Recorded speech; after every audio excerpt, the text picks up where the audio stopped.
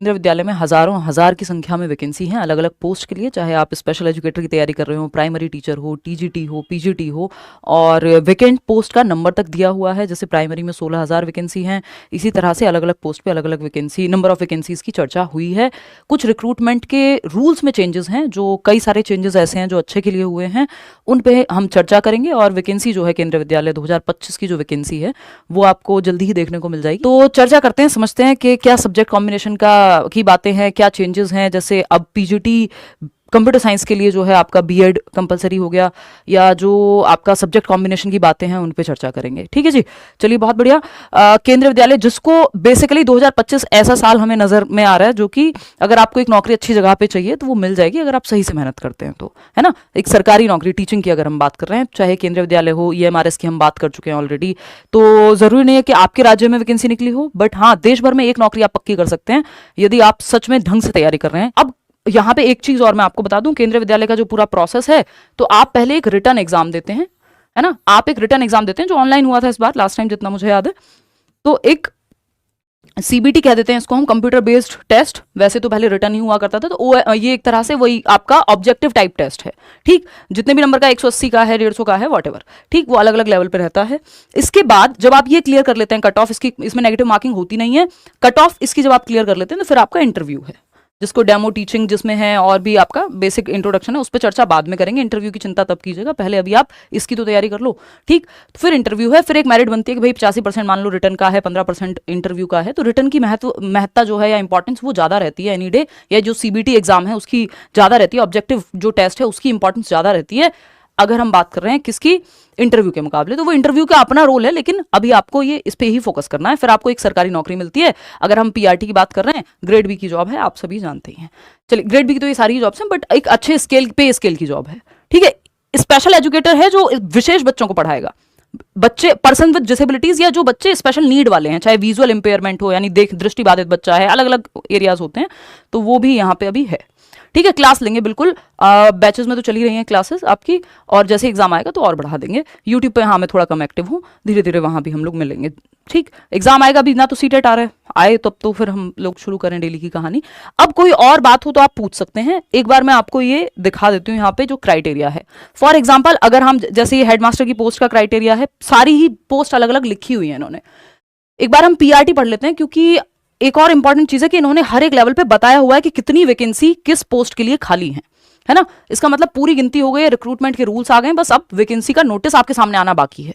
तो आप बिल्कुल भी इसको ऐसे ना लें कि पता नहीं आएगी वैकेंसी, नहीं आएगी, जब आएगी तब तैयारी करेंगे। वैकेंसी आएगी ही आएगी, विद इन अ मंथ देखने को मिल सकती है। फटाफट से तैयारी शुरू कर दो जिन्होंने नहीं की है। जो लोग कर रहे हैं बहुत खुशी की बात है, क्योंकि फिर मेरिट में जो है पीछे रह जाते हैं तो दुख होता है बाद में।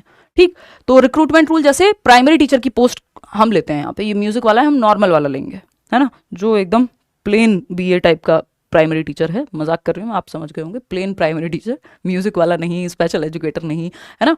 तो पीआरटी की अगर हम बात कर रहे हैं तो post of primary teacher, number of post कितनी है यहाँ पे, होपफुली आप देख पा रहे होंगे, नंबर ऑफ पोस्ट हैं 16,182 पोस्ट हैं 2024-25 के सत्र में जो खाली हैं, है ना, वेकेंट पोस्ट हैं। ऐसे ही हर एक पोस्ट के सामने लिखा हुआ है कि कितनी पोस्ट खाली हैं केंद्रीय विद्यालय में।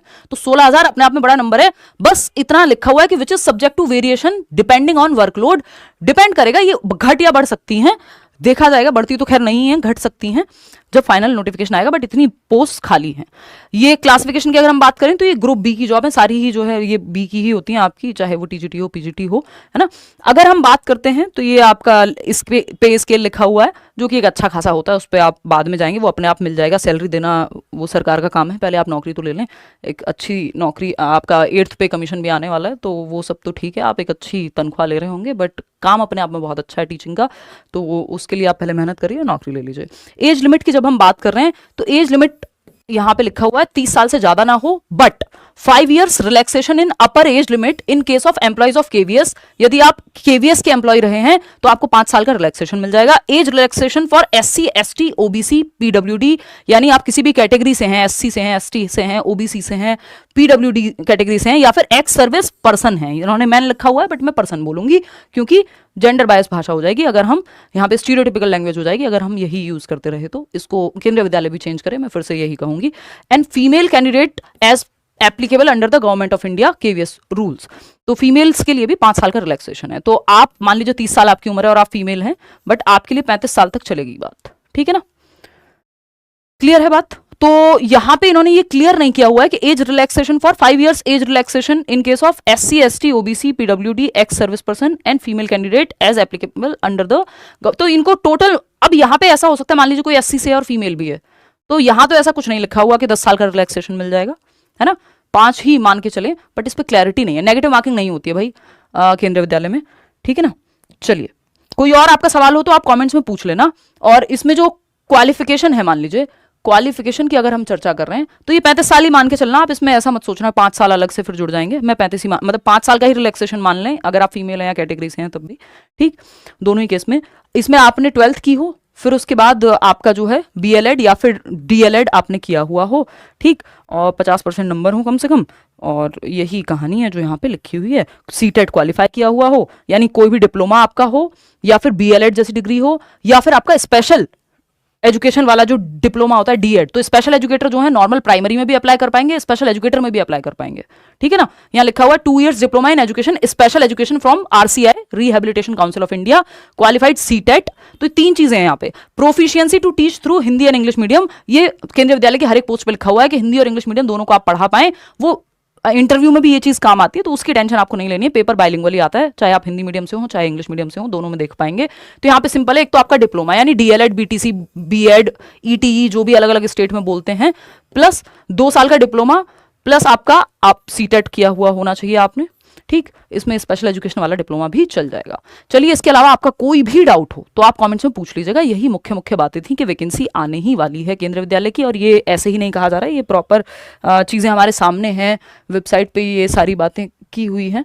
तो वैकेंसी बहुत जल्दी देखने को मिलेगी, इस बात का हम आइडिया यहाँ से देख के लगा सकते हैं। तो आप तैयारी अपनी मस्त तरीके से शुरू कर दीजिए। और दूसरा, आप ये लेट्स लर्न की ऐप डाउनलोड कर लीजिएगा। मॉक टेस्ट या प्रीवियस ईयर वगैरह जो डाउनलोड करने होंगे, सिलेबस जो पुराना सिलेबस रहा है केंद्रीय विद्यालय का, जो 2022 में आई थी वैकेंसी दिसंबर में, तो जनवरी में फरवरी में पेपर हुआ था, तो 2 साल बाद आ रही है। ऐसा कई बार होता है कि पेपर 2 साल बाद तो मिनिमम होता ही है केंद्रीय विद्यालय का, तो कई बार सिलेबस भी चेंज हो जाता है, बट संभावना मुझे कम लग रही है इस बार, ठीक।